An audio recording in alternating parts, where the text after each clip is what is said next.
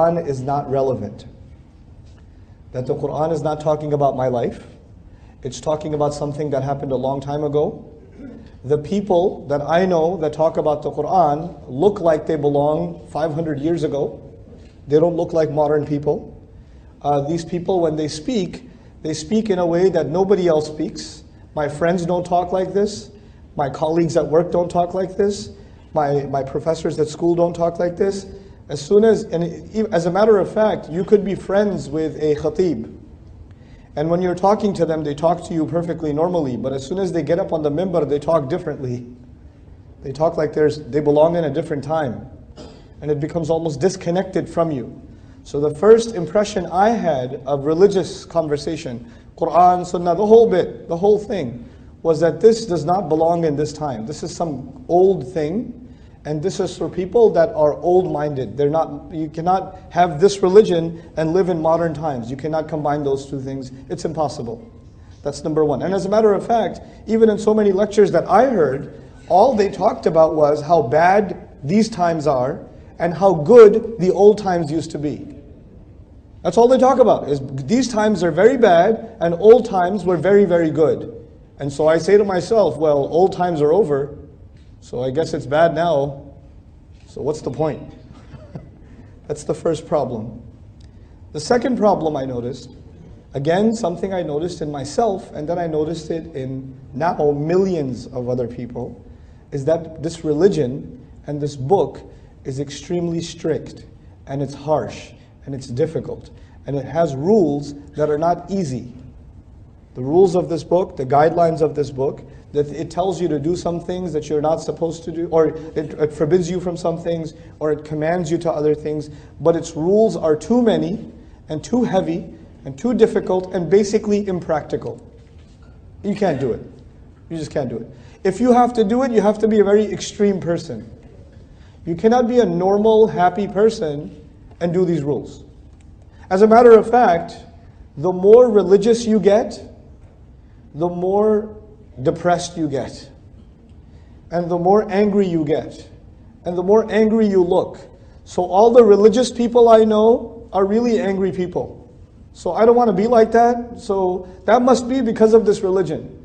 This religion is harsh, so it makes people harsh. It makes people difficult. It makes people very angry.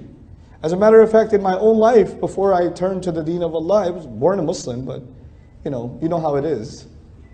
If I saw a guy with a beard, I ran the other way. I do not want to be around those guys, because they keep telling me how I'm going to hell. Or they're just going to tell me to do something like go make salat. Or, hey brother, why do you have this? Why are you dressed like that? What are you listening to? What are you watching? Stop. I don't want to talk to you. Just leave me alone. Let me eat pizza. You're sitting there relaxing, eating your pizza. The guy with the beard walks into the restaurant. You're like, oh God. I was enjoying my meal. This guy had to come in here. So the religion is harsh, and people that follow the religion are also harsh. That was the second attitude.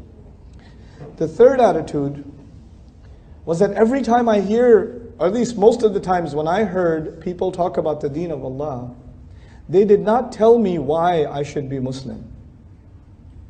They did not tell me why I should be Muslim. They only told me that I should be Muslim. Here's what you should do. And if I said, why should I do it? They said, because you're going to burn in hell if you don't do it. Why should I believe I shall burn in hell? Don't question why you should believe it will burn in hell. You're a kafir if you question. You have doubts? You don't have iman? And if you go to the person who gave you that lecture and you say to them, so how do we know for sure that this is the right religion? How do we know? I mean, there's so many religions in the world. How do we know that we have the right religion? The Shaykh will tell you, and he told me, you son, you need to make wudu, then you need to make 2 rak'ah, because you're getting waswasa from shaitan. After I make wudu and I make 2 rak'ah, I still have the same question. Why are we following this religion? Every time I ask that question, people said, Astaghfirullah al-Azim, how can you ask that question? You're not supposed to ask that question. Inna lillahi wa inna ilayhi raji'un. Do your parents know about this? Akhil Kareem, sit down, sit down. Let me do some ruqyah on you. But then after the ruqyah is done, I still have the same question. So you know what I started thinking? And millions of young people around the world started thinking? These people don't have an answer to that question. These people, number one, they want you to live like you live, they don't want you to live in 2015, they want you to live in 1275. They want you to live in the time of Umar ibn al-Khattab radiallahu anhu. That was number one. It's irrelevant for this time. Number two, they're extremely harsh. And number three, they don't want to answer my questions. They think my questions are evil. These three reasons are enough, more than enough, for someone to want nothing to do with Islam. If you have these three concerns, and you want nothing to do with Islam, I appreciate that, I understand. It's logical. And I can tell you, with a good degree of confidence, I have not been to any country in the world, Muslim or non-Muslim, where there are not people who think exactly like this. For all the people who come and sit in a lecture, there are hundreds and thousands, if not millions of people, Muslim and non-Muslim, who have this problem. They have this problem. And so this is what I noticed for so long. And I stayed away from the Quran for so long in my life for one reason. It doesn't have to do with my time. It's harsh. It's not going to answer my questions. How are my questions? I have questions. I went to college in New York City. I took a philosophy class.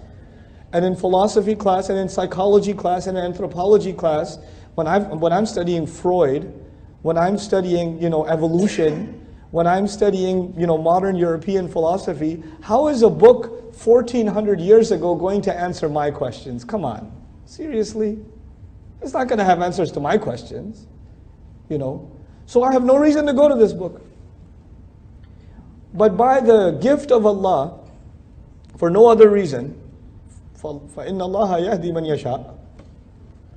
When I did stumble upon the book of Allah, when I did start to decide to try to understand the book of Allah, and I was fortunate enough to find some incredible, incredible teachers, I realized all three of those things were untrue. The book is incredibly relevant.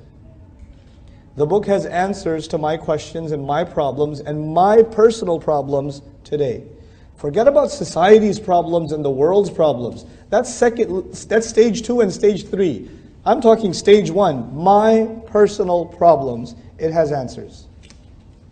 The second issue was it's harsh. The more I studied the book, I realized people are harsh, but the book is not harsh. Allah sent the book as a rahmah, but we don't have rahmah. So when we talk about the book, but we take out the rahmah. That's what we do. Allah's book doesn't do that, we do that. Okay, we're intolerant. We're intolerant. And I'll talk about that a little bit later, some more. And then the third problem was that people don't want to answer my questions. I have questions and they say, astaghfirullah, this is from shaitan. But the Quran says, Hatu burhanakum in kuntum sadiqeen. The Quran is inviting people to ask questions and bring their criticisms. Which religion in the world says, please, criticize? No other religion other than Islam. Please, we would invite you to question and criticize this book. فَأْتُوا بِسُورَةٍ مِّن مِثْلِهِ وَادْعُوا شُهَدَاءَكُمْ مِن دُونِ اللَّهِ. I'm reading this and I'm saying, how can a book do that? I thought this book is supposed to tell me, just believe. And if you don't believe, you will burn. But this book says, no, think for yourself. أَفَلَا تَعْقِلُونَ. No other religion tells you to think. Actually, every other religion tells you, stop thinking and just believe. Stop thinking and just believe. And this book says, you cannot stop thinking. You have to think, and if you think, only then you will believe. There's no other religion like that. So I realized at the age of 19 that I had been cheated by the Muslim Ummah. I felt cheated. I have been Muslim my entire life, and nobody told me that this book actually has the answers, that this book is actually relevant, that this book isn't harsh. So the people around me that I thought will teach me the religion of Islam, they misrepresented its teachings. Personally, I felt very offended. I lost a lot of trust. I did. I didn't trust these people. I wanted to learn it for myself. I'm not blaming everybody who teaches the deen of Allah, but enough people. Enough people. And I was fortunate enough to find some incredible teachers, scholars, that actually, in my opinion, understood the deen in the spirit that it's supposed to be understood. But these people are very few. And you know what else? These teachers that I'm talking about, they're not good speakers. You have to go to them and learn from them.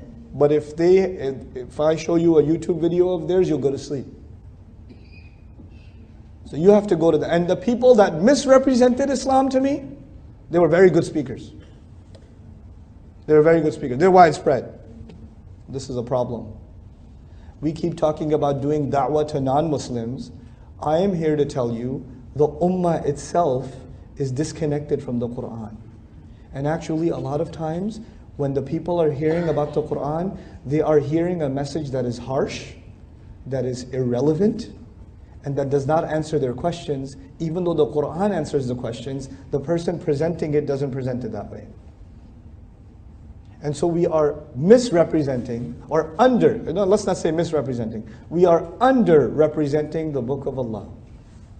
We are underrepresenting the Book of Allah. That is the problem that I see before me. That's the challenge of our time. That to me is the biggest challenge of our time.